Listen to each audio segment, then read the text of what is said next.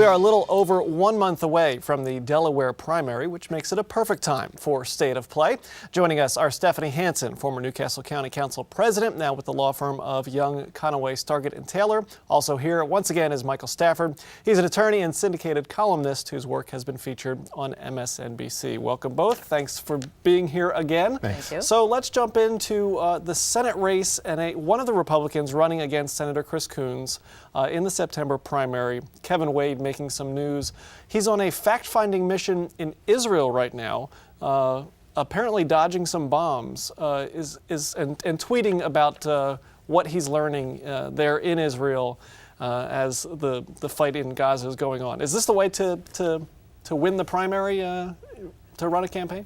No, I don't think you win a Delaware race by traveling over to Israel on a fact-finding mission. I mean, look, Kevin was a candidate in 2012.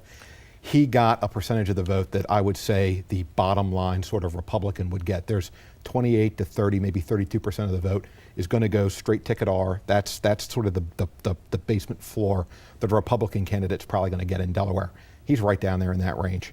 I don't see him improving on that effort over in Israel. I think Delawareans are concerned about Delaware issues. And I have looked at his Twitter feed.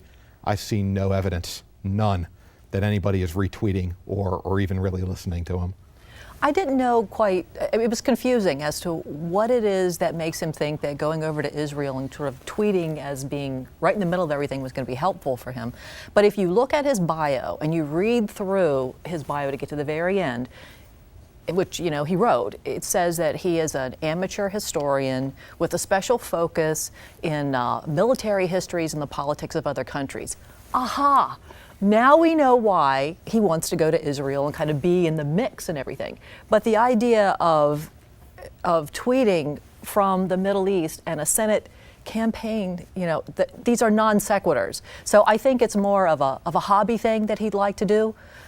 If he can get to try some mileage on it for his Senate campaign, hey, great. But otherwise, it's a great adventure and it's part of his hobby. I mean, look, this is the fundamental problem that Charlie Copeland's facing, that the Delaware GOP is facing. They have on the ticket for significant offices this year what are functionally third-party candidates. They're people who, in the past, are basically the political equivalent of the folks that used to people the Green Party ticket, the Libertarian Party, the Working Families Party. They're not major party candidates. They're not politically viable. There's really nothing they can do. I'm not even sure if a major earth-shaking scandal could make some of these folks electable. So that's the dilemma the Delaware GOP is facing. So if you're looking at this as Senator Chris Coons running for re-election after a very curious and some would say odd campaign against Christine O'Donnell 4 years ago, it's kind of here we go again with another kind of odd campaign?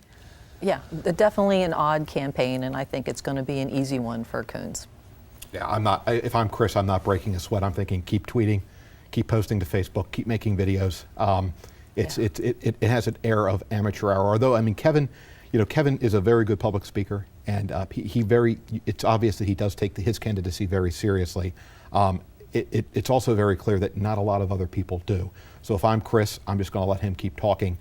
If I'm Charlie Copeland, on the other hand, I'm hoping that a number of these different Republican candidates stay out of the limelight, stay out of the discussion. Don't tarnish the images of the more electable candidates that are out there. So let's move down the ballot a little bit to what is quite a crowded field on both sides of the aisle, the state treasurer's race. Chip Flowers versus Sean Barney. Let's start on the Democratic side before we get to the Republicans. Is this going to be a tight race, probably the tightest primary contest that we'll see? I think probably so. I think that the primary will probably be the election in this particular race, too. Because even though the two Republican candidates, they're actually pretty good candidates. They're downstate candidates. That's 2/3 of the landmass, 1/3 of the voting folks, so that they're at a tremendous disadvantage. But I think the primary in the treasurer's race is going to be a really interesting one to watch.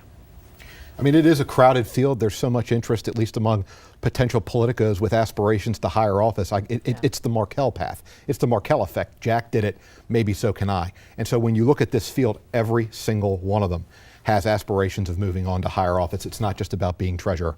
When you look at it is remarkable to me that an office that is functionally akin to a county row office, but at the state level, generates this much political interest. I mean, the main duty is signing paychecks. There's not a lot going on there. I think that plays to Chip's advantage. I mean, Chip has a powerful narrative, the outsider, the opposition.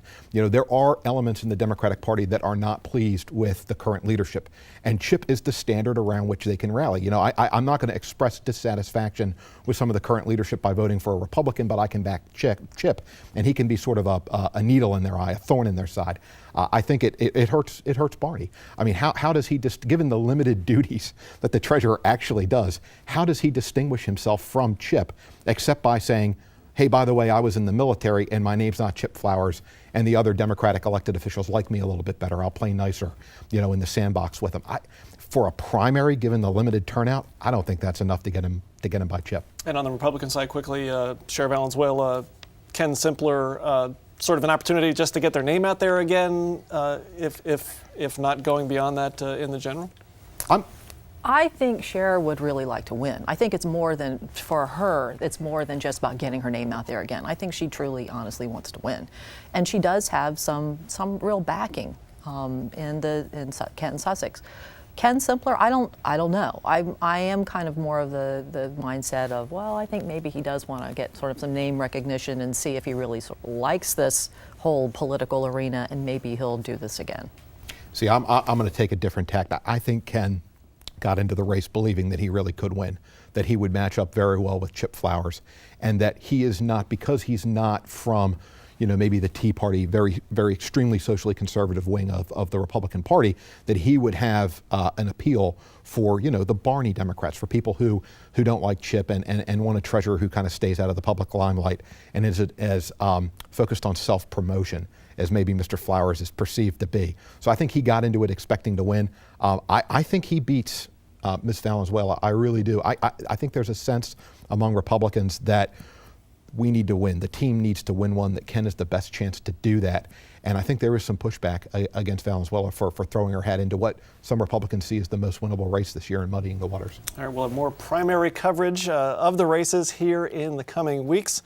For now, thanks to our state of players, Stephanie Hansen, Michael Stafford. Thanks so much for being here. As always, you can watch this interview at newsworks.org/Delaware. Just click the drop-down box at the top of the page.